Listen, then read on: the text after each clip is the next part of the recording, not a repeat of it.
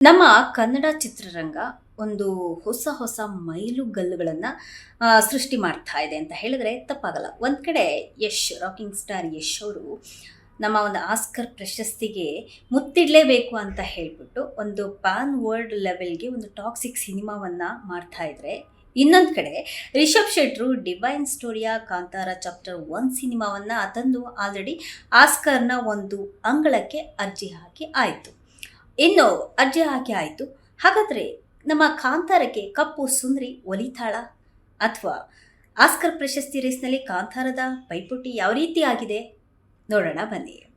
Divine star Rishabh ಶೆಟ್ಟಿಗೆ ದೈವ ಬಲ ಹೆಚ್ಚಿದೆ ಅಂತಲೇ ಹೇಳ್ಬೋದು. ಅಂದರೆ ಅವ್ರು ಏನೇ ಕೆಲಸ ಮಾಡಬೇಕಾದ್ರೂ ಸಹ ಒಂದು ದೈವದ ಅನುಮತಿಯನ್ನು ಪಡೆದು ಅವರು ಕೆಲಸವನ್ನು ಮುಂದುವರಿಸ್ತಾರೆ, ಹಾಗೆಯೇ ಕೆಲಸವನ್ನು ಮಾಡ್ತಾರೆ. ಇದು ಸಹ ಹಾಗೆ ಆಗಿದ್ದು. ಕಾಂತಾರ ಅನ್ನೋದು ಮುಂಚೆ ಬಂದಂಥ ಕಾಂತಾರ ಸಿನಿಮಾ ಯಾವ ರೀತಿಯಾಗಿ ಹಿಟ್ಟಾಯಿತು, ಅವರ ಒಂದು ಬದುಕನ್ನೇ ಬದಲಾಯಿಸ್ಬಿಡ್ತು. ಅಂದರೆ ಒಂದು ದೈವದ ಅನುಮತಿ ಮೇಲೆ ಮಾಡಿದಂತಹ ಸಿನಿಮಾ ಕಾಂತಾರ ಯಾವ ರೀತಿಯಾಗಿ ಒಂದು ರಿಷಬ್ ಶೆಟ್ಟರ ಒಂದು ಬದುಕನ್ನು ಬದಲಾಯಿಸ್ತು ಅನ್ನೋದು ಎಲ್ರಿಗೂ ಸಹ ಗೊತ್ತು. ದೈವಕ್ಕೆ ಕೊಟ್ಟ ಮಾತಿನಂತೆ ಕಾಂತಾರ ಚಾಪ್ಟರ್ 1 ಸಿನಿಮಾ ತೆರೆಗೆ ತಂದು ಕೊನೆಗೆ ಗೆದ್ದಿದ್ದು ಆಯಿತು. ಶೆಟ್ರು ಆ ಸಿನಿಮಾ ತಂದಿದ್ದು ಆಯಿತು, ಕೊನೆಗೆ ಗೆದ್ದಿದ್ದು ಆಯಿತು. ಬಾಕ್ಸ್ ಆಫೀಸ್ನಲ್ಲಿ 900 ಕೋಟಿ ಕಲೆಕ್ಷನ್ ಮಾಡಿರುವಂತಹ ಕಾಂತಾರ ಅಧ್ಯಾಯ 1ರ ಒಂದು ಬೇಟೆ ಈಗ ಪ್ರಶಸ್ತಿಗಳ ಕಡೆಗೆ ಹೊರಟಿದೆ. ಅಂದರೆ ದುಡ್ಡಿನ ವಿಷಯದಲ್ಲಿ ಬಿಡಿ, 900 ಕೋಟಿ ಬಾಕ್ಸ್ ಆಫೀಸ್ ಕೊಳ್ಳೆ ಹೊಡೆದಾಯಿತು, ಇನ್ನೇನು ಪ್ರಶಸ್ತಿಗಳನ್ನ ಬಾಚ್ಕೋಬೇಕು, ಅದೊಂದೇ ಸಹ ಅದರ ಒಂದು ಗುರಿಯಾಗಿದೆ. ಇನ್ನು ದೈವ ಅದಕ್ಕೆಲ್ಲ ಸಪೋರ್ಟ್ ಮಾಡಿರೋದು, ದೈವ ಇದಕ್ಕೂ ಸಹ ಸಪೋರ್ಟ್ ಮಾಡೇ ಮಾಡುತ್ತೆ. ನಮ್ಮ ಒಂದು ಕಪ್ಪು ಬ್ಯೂಟಿ, ನಮ್ಮ ಒಂದು ಕಪ್ಪು ಸುಂದರಿಯನ್ನು ನಮ್ಮ ಶೆಟ್ರು ಗೆಲ್ಲಬೇಕು, ಅದನ್ನು ತೊಗೊಂಬರಬೇಕು ಅನ್ನೋದೇ ನಮ್ಮ ಒಂದು ಆಶಯ ಕೂಡ ಹೌದು.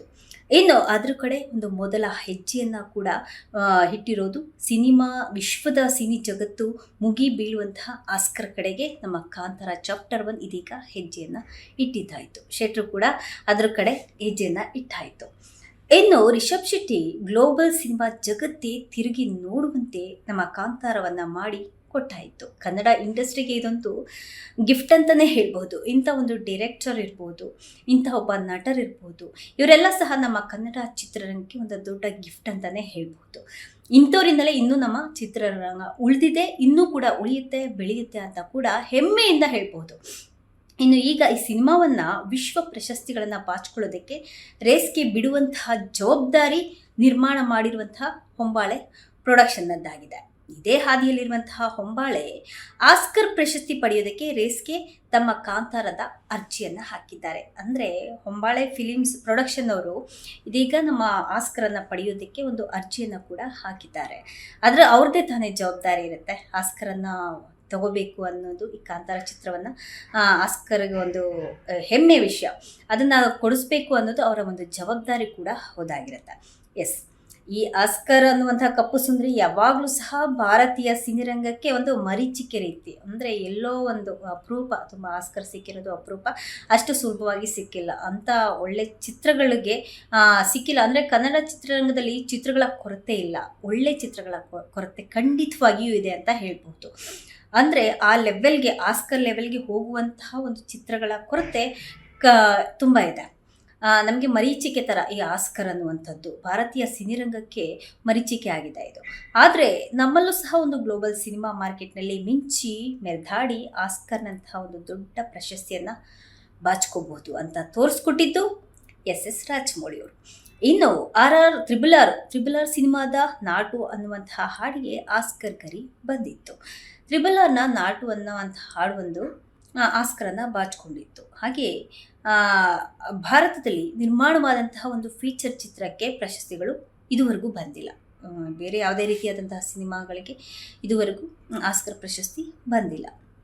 3 ವರ್ಷದ ಹಿಂದೆ ರಾಜಮೌಳಿ ನಿರ್ದೇಶನ ಮಾಡಿದಂತಹ ತ್ರಿಬಲ್ ಆರ್ ಅನ್ನುವಂತಹ ಚಿತ್ರದ ನಾಟು ಅನ್ನುವಂತಹ ಹಾಡಿಗೆ ಪ್ರಶಸ್ತಿ ಸಿಕ್ಕಿದ್ದೇ ಈವರೆಗಿನ ಒಂದು ಅತ್ಯುತ್ತಮವಾದಂತಹ ಸಾಧನೆ ಅಂತಲೇ ಹೇಳ್ಬೋದು. ಆದರೆ ಅತ್ಯುತ್ತಮ ಸಿನಿಮಾ, ನಟ, ನಟಿ, ನಿರ್ದೇಶನ, ಹೀಗೆ ಒಂದು ವಿಭಾಗಗಳಿರ್ತಾವಲ್ಲ, ಪ್ರಮುಖ ವಿಭಾಗಗಳಲ್ಲಿ ಒಂದು ಪ್ರಶಸ್ತಿ ಯಾವುದೇ ರೀತಿ ಸಿಕ್ಕಿಲ್ಲ. ಒಂದು ಸಾಂಗಿಗೆ ಸಿಕ್ಕಿದೆ ಅಥವಾ ಸಿನಿಮಾಗೆ ಸಿಕ್ಕಿದೆ, ಅದೇ ರೀತಿ ಒಂದು ವಿಭಾಗಗಳಲ್ಲಿ ಸಿಕ್ಕಿಲ್ಲ. ಇದೇ ಥರ ನಟಗೆ ಕೊಟ್ಟಿಲ್ಲ, ನಟಿ ಇದು ಅಥವಾ ಒಂದು ಸಿನಿಮಾಗೆ ಅಂತ ಇದುವರೆಗೂ ಸಿಕ್ಕಿಲ್ಲ. ಆ ಹಂತದವರೆಗೂ ಹೋಗಿಲ್ಲ. ಕೊನೆ ಪಕ್ಷ ನಾಮಿನೇಷನ್ ಕೂಡ ಮಾಡಿಲ್ಲ ಅಂತ ಹೇಳ್ಬಹುದು. ಇನ್ನು ಈ ಸಾಧನೆಯನ್ನ ಕಾಂತಾರ ಚಾಪ್ಟರ್ 1 ಇದೀಗ ಮಾಡುತ್ತೆ ಅನ್ನುವಂತಹ ನಂಬಿಕೆ ಎಲ್ಲರೂ ಸಹ ದಟ್ಟವಾಗಿದೆ ಅಂತ ಹೇಳ್ಬಹುದು. ಇನ್ನು ಇದುವರೆಗೂ ರಿಷಬ್ ಶೆಟ್ರು ಆಸ್ಕರ್ ಬಗ್ಗೆ ಒಂದೇ ಒಂದು ಪೋಸ್ಟ್ ಅನ್ನ ಕೂಡ ಎಲ್ಲೂ ಹಂಚಿಕೊಂಡಿಲ್ಲ. ಈ ಆಸ್ಕರ್ ಪ್ರಶಸ್ತಿ ಬಾಚಿಕೊಳ್ಳೋ ಬರದಲ್ಲಿ ಈಗ ಸ್ಯಾಂಡಲ್ವುಡ್ನಲ್ಲಿ ಇನ್ನೊಂದು ಡೌಟ್ ಶುರುವಾಗಿದೆ. ಏನಪ್ಪಾ ಅಂದರೆ ಅದು ಹೊಂಬಾಳೆ ಪ್ರೊಡಕ್ಷನ್ ಜೊತೆ ರಿಷಬ್ ಶೆಟ್ಟಿಯ ಸ್ನೇಹ ಕಿತ್ತೋಗ್ಬಿಟ್ಟಿದೆಯಾ? ಯಾವ ರೀತಿಯಾಗಿದೆ ಅವರ ಒಂದು ಫ್ರೆಂಡ್ಶಿಪ್ಪು? ಯಾಕೆ ಅವರೊಂದು ಆಸ್ಕರ್ ಪ್ರಶಸ್ತಿ ಬಗ್ಗೆ ನಾಮಿನೇಷನ್ ಮಾಡಿರೋದಾಗಲಿ ಯಾವುದನ್ನಾಗಲಿ ರಿಷಬ್ ಶೆಟ್ಟಿ ಎಲ್ಲೂ ಸಹ ಶೇರ್ ಮಾಡ್ಕೊಳ್ತಾ ಇಲ್ಲ? ಯಾಕೆ, ಯಾವ ರೀತಿ ಇದ್ದಾರೆ ಈಗ ಹೊಂಬಾಳೆ ಒಂದು ಪ್ರೊಡಕ್ಷನ್ ಜೊತೆ ಶೆಟ್ರು ಯಾವ ರೀತಿಯಾಗಿದ್ದಾರೆ, ಅವ್ರ ಫ್ರೆಂಡ್ಶಿಪ್ಪು ಯಾವ ರೀತಿಯಾಗಿದೆ ಅನ್ನುವಂಥ ಒಂದು ವಿಷಯ ಕೂಡ ಎಲ್ಲರಿಗೂ ಒಂದು ಡೌಟ್ ಕೂಡ ಇದೆ. ಇನ್ನು ಆದರೆ ಈ ಬಗ್ಗೆ ಸಿನಿಮಾ ನಿರ್ದೇಶಕ ರಿಷಬ್ ಶೆಟ್ಟಿ ಎಲ್ಲಿಯೂ ಸಹ ಹೇಳ್ಕೊಂಡಿಲ್ಲ. ಅಂದರೆ ಏನೇ ಪ್ರಾಬ್ಲಮ್ ಇದೆ ಅಂತಲೂ ಹೇಳ್ಕೊಂಡಿಲ್ಲ, ಅಥವಾ ನಮ್ಮ ಒಂದು ಸಿನಿಮಾ ಒಂದು ಆಸ್ಕರ್ ಪ್ರಶಸ್ತಿಗೆ ಅರ್ಜಿ ಹಾಕಿದ್ದೀವಿ ಅಂತಲೂ ಸಹ ಏನೂ ಹೇಳ್ಕೊಂಡಿಲ್ಲ. ಕಾಂತಾರ ತಂಡದ ಮಧ್ಯೆ ಏನಾಗಿದೆ ಅನ್ನೋದು ಸಹ ಯಾರಿಗೂ ಸಹ ಗೊತ್ತಾಗಿಲ್ಲ. ಇನ್ನು ಕಾಂತಾರ ಟೀಮು, ಹೊಂಬಾಳೆ ಪ್ರೊಡಕ್ಷನ್ ಟೀಮ್ ಅವರಿಬ್ಬರ ಮಧ್ಯೆ ಏನಾದರೂ ಆಗಿರ್ಬೋದಾ ಅನ್ನುವಂಥ ಡೌಟ್ ಕೂಡ ಎಲ್ಲರಲ್ಲೂ ಶುರುವಾಗಿದೆ. ಇನ್ನು 2026 ಆಸ್ಕರ್ಗೆ ಬರೀ ಕಾಂತಾರ ಚಾಪ್ಟರ್ 1 ಸಿನಿಮಾ ಮಾತ್ರ ಅಲ್ಲ, ಭಾರತದ 5 ಸಿನಿಮಾಗಳು ಆ ಒಂದು ನಾಮಿನೇಷನ್ ಲಿಸ್ಟ್ನಲ್ಲಿದೆ, ಅರ್ಜಿಯಲ್ಲಿ ಲಿಸ್ಟಲ್ಲಿ ಇದೆ. ಕಾಂತಾರದ ಜೊತೆ ಹೊಂಬಾಳೆ ನಿರ್ಮಾಣ ಮಾಡಿರುವಂತಹ ಆನಿಮೇಟೆಡ್ ಸಿನಿಮಾ ಮಹಾವತಾರ್ ನರಸಿಂಹ ಅನ್ನುವಂತಹ ಚಿತ್ರ ಕೂಡ ಎಂಟ್ರಿ ಕೊಟ್ಟಿದೆ. ಒಟ್ನಲ್ಲಿ ಆಸ್ಕರ್ ಅನ್ನುವಂತಹ ಕಪ್ಪು ಸುಂದರಿಯನ್ನ ಕನ್ನಡದ ಮಣ್ಣಿಗೆ ತರಲೇಬೇಕು ಅನ್ನೋದು ಹೊಂಬಾಳೆಯ ಆಸೆ ಆಗಿದೆ. ಇನ್ನು ಮಹಾವತಾರ್ ನರಸಿಂಹ ಏನು ಕಮ್ಮಿ ಅಲ್ಲ. ಆನಿಮೇಟೆಡ್ ಸಿನಿಮಾಗಳಲ್ಲಿ ಇತ್ತೀಚೆಗೆ ಬಂದಂತಹ ಆನಿಮೇಟೆಡ್ ಸಿನಿಮಾಗಳಲ್ಲಿ ಈ ಮಹಾವತಾರ್ ನರಸಿಂಹ ಅನ್ನೋದು ಸಹ ಅತ್ಯುತ್ತಮವಾದಂತಹ ಚಿತ್ರ ಅಂತಲೇ ಹೇಳಬಹುದು.